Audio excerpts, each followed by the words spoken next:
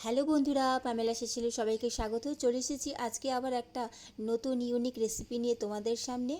মুসুর ডালের বড়ার রসা।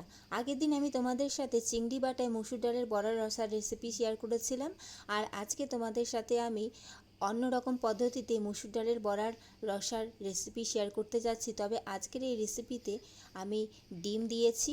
ডিম দিয়ে মুসুর ডালের বড়ার রসার রেসিপি শেয়ার করতে যাচ্ছি। ভালো লাগলে অবশ্যই প্রত্যেকবারের মতন লাইক কমেন্ট শেয়ার করতে ভুলো না কিন্তু বন্ধুরা।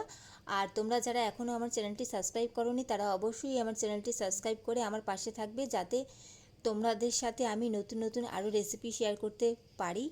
চলো তাহলে শুরু করা যাক আজকের রেসিপি, ডিম দিয়ে মুসুর ডালের বড়ার রসা।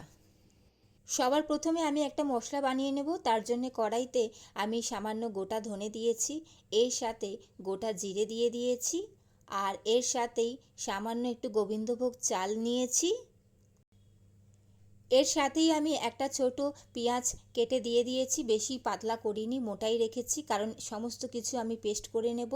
এর সাথে পরিমাণ মতন রসুন কুচি দিয়ে দিয়েছি, আর সাথেই দুটো শুকনো লঙ্কা দিয়ে দিয়েছি। এখন এগুলো সমস্ত কিছু শুকনো খোলায় আমি কয়েক মিনিট একটু নাড়াচাড়া করে নেব, যতক্ষণ না কালারটা চেঞ্জ হচ্ছে। দেখো কালারটা অনেকটা চেঞ্জ হয়ে গেছে। এখন আমি এটা নামিয়ে নেব, আর মিক্সার জারের মধ্যে নিয়ে নিয়েছি। এর সাথেই সামান্য একটু পরিমাণ মতন জল দিয়ে দিয়েছি, আর সাথেই দুটো কাঁচা লঙ্কা দিয়ে মিক্সারে ভালো করে পেস্ট করে নিয়েছি। অন্যদিকে দেখো আমি মুসুর ডাল ভিজিয়ে রেখেছিলাম 1 ঘন্টা, আর জল ঝরানোর জন্য রেখে দিয়েছিলাম। আর এখন এটা মিক্সার জারের মধ্যে নিয়ে নিচ্ছি। এর সাথেই আমি পরিমাণ মতন আদা কুচি দিয়ে দিচ্ছি, আর সাথেই দুটো কাঁচা লঙ্কা দিয়ে দিচ্ছি ঝাল অনুযায়ী। এখন এটা একটু সামান্য জল দিয়ে মিক্সারে একটা পেস্ট করে নিয়েছি।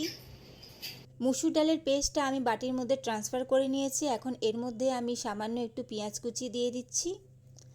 এর সাথেই আমি একটা ডিম ফেটিয়ে তার অর্ধেকটা আমি এর মধ্যে অ্যাড করে দিচ্ছি, কারণ আমি যেহেতু অল্প নিয়েছি তাই পুরোটা দিয়ে দিলে একবারে ভেসে যাবে।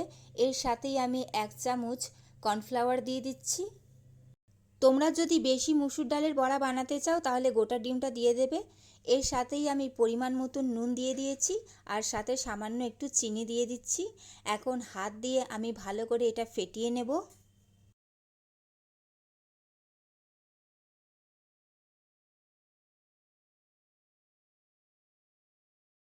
যত সুন্দর করে ফেটাবে তত কিন্তু বড়াটা ভালো তৈরি হবে।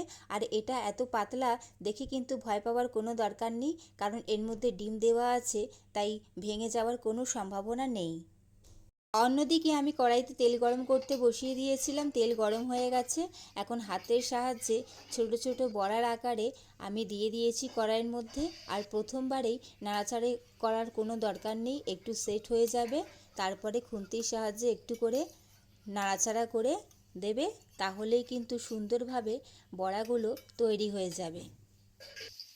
আমি তোমাদেরকে আগেই বললাম, যেহেতু ডিম দেওয়া আছে তাই বড়াগুলো ভাজা করার সময় ভেঙে যাওয়ার কিন্তু কোনো সম্ভাবনা নেই।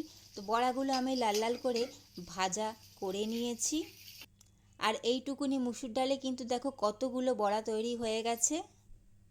বড়া ভাজাগুলো তুলে রেখে আমি সামান্য আর একটু তেল অ্যাড করে দিয়েছি। এখন আমি আগে থেকে কেটে ধুয়ে রাখা আলুগুলো এখন তেলের মধ্যে দিয়ে দেব, আর সামান্য একটু আলুগুলো ভাজা করে নেব। আলুগুলো হালকা ভাজা করে নিয়েছি। এখন তেল থেকে আমি আলুগুলো তুলে নেব। আলু ভেজে তুলে নিয়েছি। ওই তেলের মধ্যেই আমি একটা তেজপাতা, একটা শুকনো লঙ্কা, আর সামান্য একটু গোটা জিরে ফোড়ন দিয়ে দিচ্ছি। ফোড়নটা কয়েক সেকেন্ড ভাজা করে নিয়েছি। এখন আমি একটা ছোট সাইজের টমেটো কেটে এর মধ্যে অ্যাড করে দিয়েছি। টমেটোটা যাতে তাড়াতাড়ি নরম হয়ে যায় তার জন্য সামান্য আমি একটু নুন দিয়ে দিচ্ছি।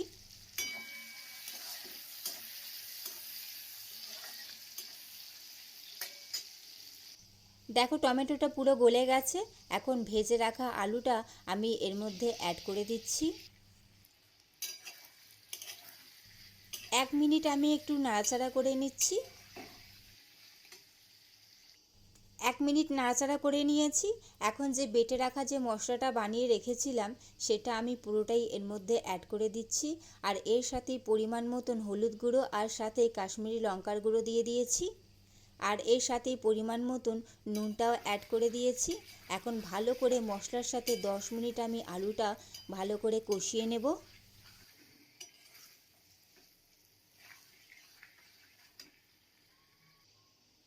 লো ফ্লেমে আমি 10 মিনিট মশলার সাথে আলুটা ভালো করে কষিয়ে নিয়েছি।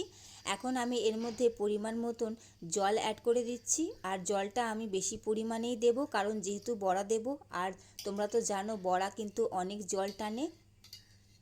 তো সেই হিসাবে আমি জলটা একেবারে অ্যাড করে দিয়েছি।